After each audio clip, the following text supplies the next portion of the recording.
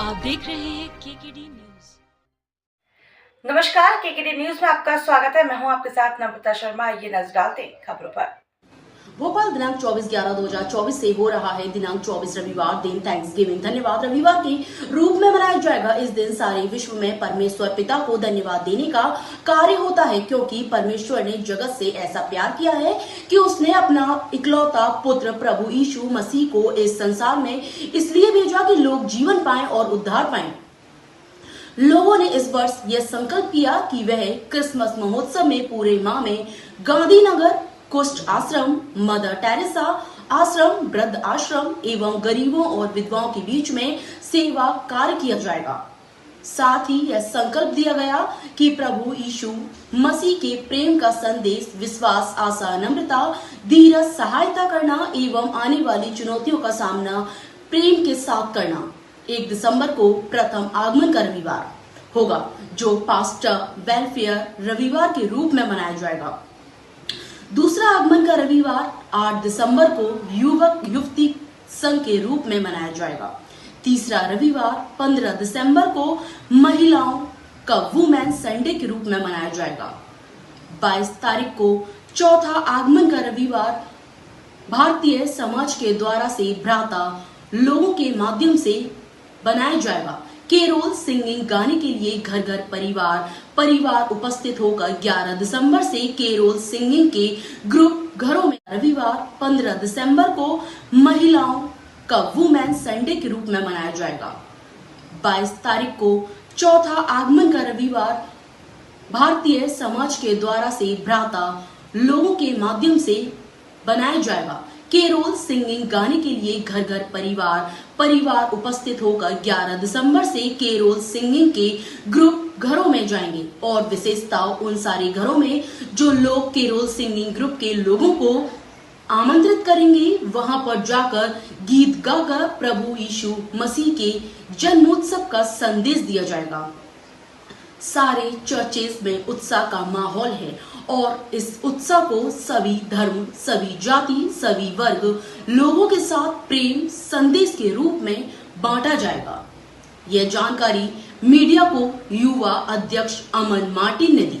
वहीं father Anil Martin ने कहा, यह पूरा महीना सेवा भाव के रूप में मनाया जाएगा। पूरे महीने भर इसकी तैयारियां चलती हैं, उसको लेकर किसी की तैयारी देखिए, यहाँ से आज जो है आगमन का रविवार इसलिए कहलाता है कि प्रभु यीशु मसीह का जन्म 25 दिसंबर को हुआ था और बैतलहम नगर में गौशाले में चरनी में हुआ था।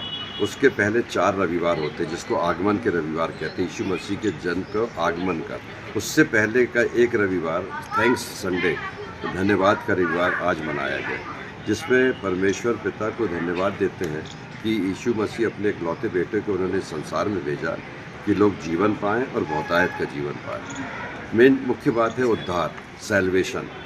आज इस संसार के जो लोग हैं, इस जीवन के बाद के जीवन के लिए, सैल्वेशन के लिए, उद्धार के लिए कई जत्न करते हैं। कोई पदयात्रा करता है, कोई तीर्थ यात्रा करता है, कोई धार्मिक अनुष्ठान करता है, कोई मंदिर, मस्जिद, चर्च और सेवालय, अनाथ आश्रम और वृद्धाश्रम बनाता है। लेकिन मनुष्यों के कर्मों से उद्धार नहीं मिलता।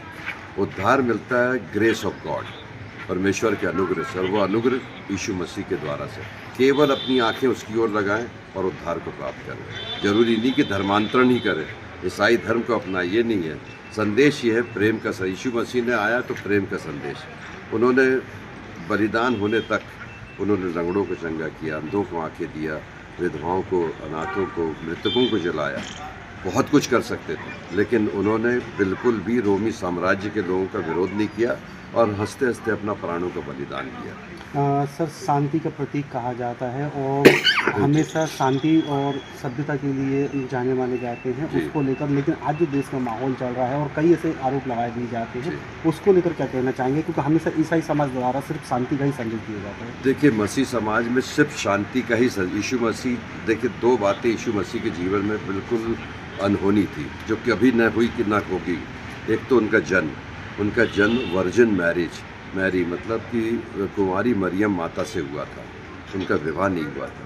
दूसरी बात, उनका पुनरुत्थान, रिजरेक्शन, जब वो क्रूस पर चढ़ा दिए गए, मार दिए गए, तब उनको 3 दिन के बाद वो जी उठे। तो रिजरेक्शन के बाद चेले, जो 12 चेले थे, वो डर करके कमरे में बंद थे। उनको लग रहा था कि रोमी शासक अब उनको भी मार देंगे। तब जी उठने के बाद यीशु मसीह ने प्रवेश किया और पहली बार जब दिखाई दिए तो उनसे कहा, पीस बी विथ यू, तुम्हें शांति मिले। तो शांति का संदेश सबसे जी उठने के बाद उन्होंने दिया। प्रेम का संदेश दिया, जो कोई तुम्हारे गाल पर एक गाल पर थप्पड़ मारे दूसरा भी फेर दो, कोई कुर्ता मांगे दोहर भी उतार के दे दो, कोई 1 किलोमीटर ले जाए 2 किलोमीटर, मतलब सेवा भाव।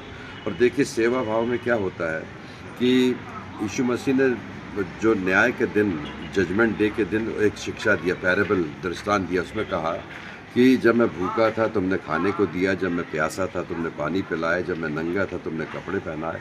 तो ये संदेश जब उन्होंने दिया तो उसका तात्पर्य ये था कि मसीहों को ये करना, हमारी जो सेवा भाव ये करते रहना, जो छोटे से के साथ किया वो मेरे साथ किया परमेश्वर ने कहा। इसलिए हम शांति का, प्रेम का संदेश देते हैं। खबरों में बने रहने के लिए धन्यवाद। देखते रहिए केकेडी न्यूज।